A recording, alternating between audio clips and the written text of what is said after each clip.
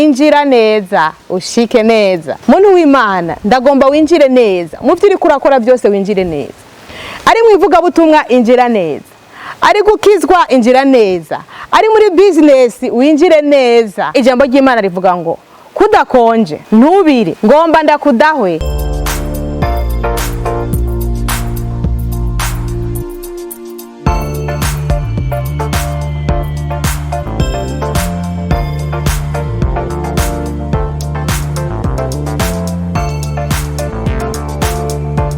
Nongeye kubaramutsa mwese mu izina ry'umwami wacu Yesu Kristo. Ku mazina ni Pasteur Niyukuri Esperance. Ndabaramukije mwese abariko barakurikirana ikiganiro ubushobozi bw'ijambo ry'Imana. Turabahaye kaze rubwira kandi kugira ngo dusangire imigisha y'Imana. Mu nkundire twiragize Imana. Mana urakoze. Tongeye kandi kugutumira muri kino kiganiro. Utugirire neza, uduhezagire, udusobanurire ico wifuza ko tumenya mu ijambo ryawe.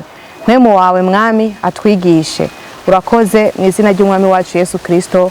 Amen. Umunsi ngomba ko tuganira ijambo ry'Imana riri mu vyakozwe n'intumwa igice ca 200. Reka dusome ku murongo w'9 wonyene. Ndabahaye kaze. Paulo azura Eyutuko. Dusome ku murongo w'9 havuga ngo kandi mwidirisha hari hicaye umusore yitwa Eyutuko aremererwa n'itiro ryinshi maze Paulo arushirije gutevya mu majambo itiro riramuremera arakoroka avuye mu nzu yo hejuru ya gatatu bamuyora ahwereye. Imana idutabare. Hama ijambo ngomba ko dukuramwo muri no jambo cyo ngomba ko ijambo ry'Imana ritwigisha ni iri jambo rivuga ngo injira neza ushike neza. Injira ushike neza. Haleluya. Uyu muhungu Eyutuko yarakorotse kubera yari yicaye hehe kwidirisha. Namwe murazi ingene inzibiremye ntituremewe kwicara ku madirisha. Ariko Eyutuko yaraje kumvira ijambo ry'Imana, yaraje kuraba Paulo, yaraje kumviriza ivyanditswe. Mugabo ntiyinjiye mu nzu, ntiyaciye no mu muryango, yicaye kwidirisha. Muntu w'Imana, ndagomba winjire neza. Muvyo uri kurakora byose winjire neza. Ari mwivuga butumwa injira neza. Ari gukizwa injira neza. Ari muri business winjire neza. Imana idushoboze cyane kugira ari ijambo ry'Imana ridukorere, kugira ngo twakire ubushobozi buciye mu ijambo ry'Imana. Nuko dushira mu ngiro ijambo ry'Imana rivuze, nuko twaplika ijambo ry'Imana cyo ritubwira. Reka akakarorero ka Eyutuko katwigishe. Eyutuko yicaye mu idirisha, hama ijambo ryatubwiye ngo Paulo agitevye ariko arigisha. Paulo agitevye ariko aravuga ubutumwa, hama ngo itiro riramufata, rimufata yicaye he? Rimufata yicaye ku idirisha. Haleluya. Hanyuma arananirwa aca arakoroka.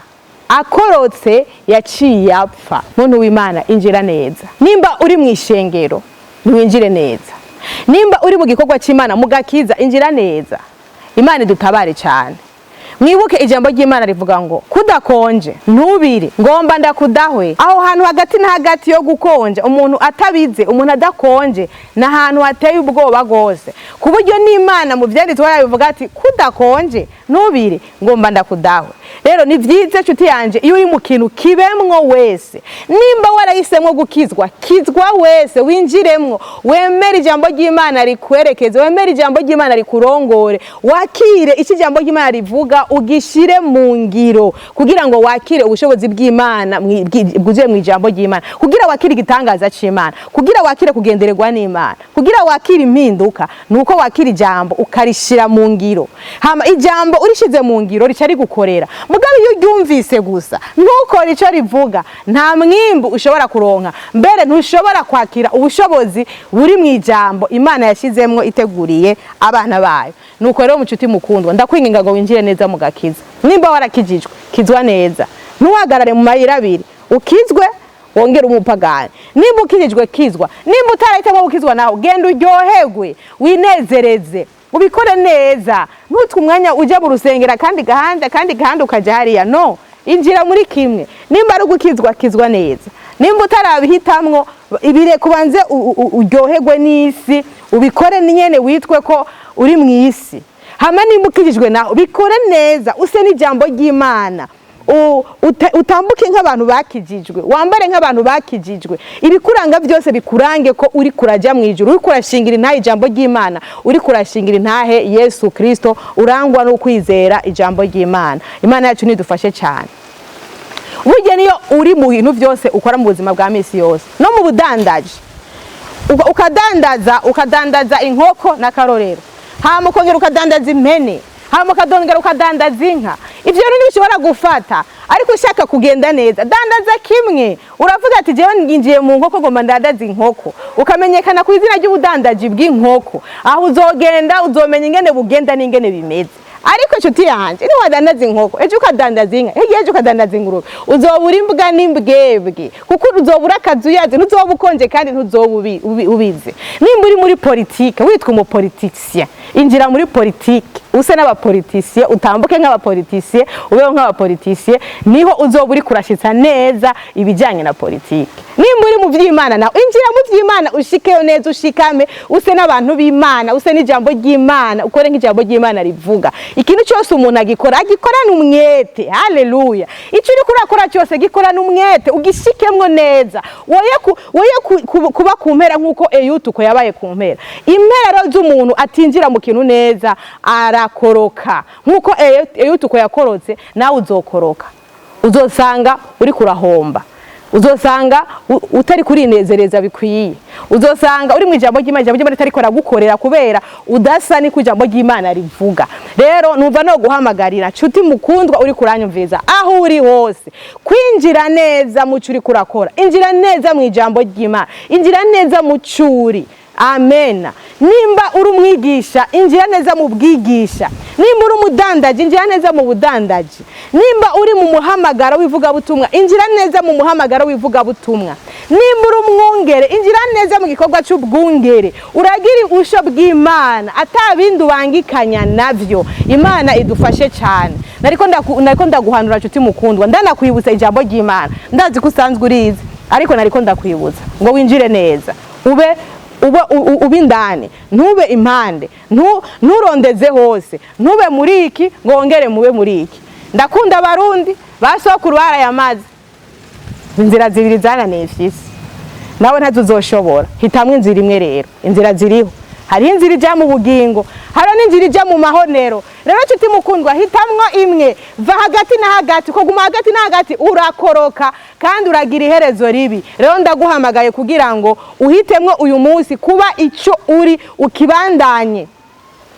Nimba wahisemo kuba umukristo, bandanya kuba umukristo, ushingire intahe ijambo ry'Imana. Nimba wahisemo gukora ivyo bindi, ubikorane umwete. Hanyuma turindire ibihembo, turindire umuntu wese umwimbu, ko ishuko turakora byose tuzobibonera umwimbu. Sinkekeranya ko niyo wizera ijambo ry'Imana uzobona ubushobozi bw'Imana. Sinkekeranya ko ni wagendera mu ijambo ry'Imana uzobona ivyamwa by'ijambo ry'Imana. Sinkekeranya na gatoyi, ndabivuga ndavyerura yuko ijambo ry'Imana ryadukorera. Ijambo ry'Imana ryuzuye ububasha iyo turyakiriye tukarishira mu ngiro. Iyo umuntu yagororokeye Imana akinjira neza, ajya mu vyamwa by'ijambo ry'Imana. Rero nshuti yanje mukundwa, nariko ndaguhamagara ngo wongere urabe neza aho uri naho wicaye, aho uhagaze, ko winjiye neza. Ukaba uri kwidirisha uyu munsi, ufata ingingo yo kwinjira, nturindire gukoroka, kuko ni wakoroka uzohwera. Imana idutabare. Mumfashe dusengere muri iri jambo ry'Imana. Uwiteka Imana, ndasengeye uyu mwene data ari karankurikirana. Mana ndakwingize ngo umugenderere mu izina rya Yesu. Shoza umuntu wese gushika mu ijambo ry'Imana. Mwami wanje, rabaho umuntu ahagaze wese ari karanyumvira, umushoboze kwinjira. Mwami umufashe ave kwidirisha ariko yinjire indani. Mwami kuko twabonye ingaruka z'abicaye kwidirisha barakorotse kandi babura ubuzima. Nico gituma mwami senga mu izina rya Yesu, wowe tukikurindiriye Mana, ngo ibibazo bikihari, intambara zikihari, bijya byose bikihari. Ndashaka ngo ushoboze umuntu wese yinjiye mwami mwiza kubandanya akwiteze akanda kurindiriye. Kandi asenga mwami ku muntu wese anyumvise afashe umwanzuro wo kwinjira neza, afashe umwanzuro wo guhagara neza mu gakiza, afashe umwanzuro wo kugendanira Yesu wowe wenyene, umushoboze mu izina rya Yesu.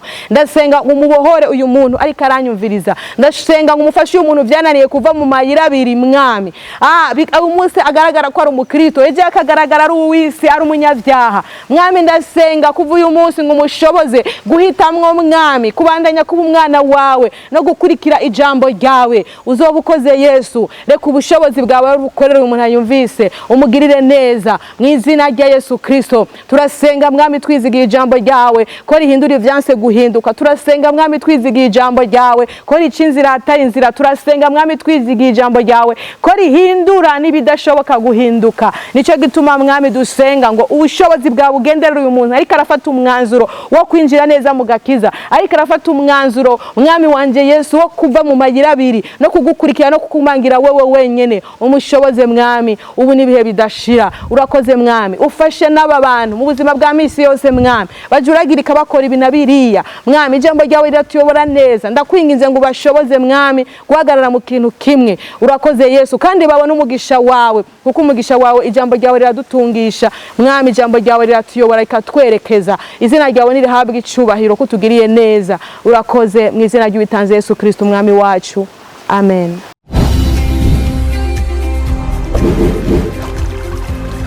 Télévision Tanganyika. Télévision Tanganyika.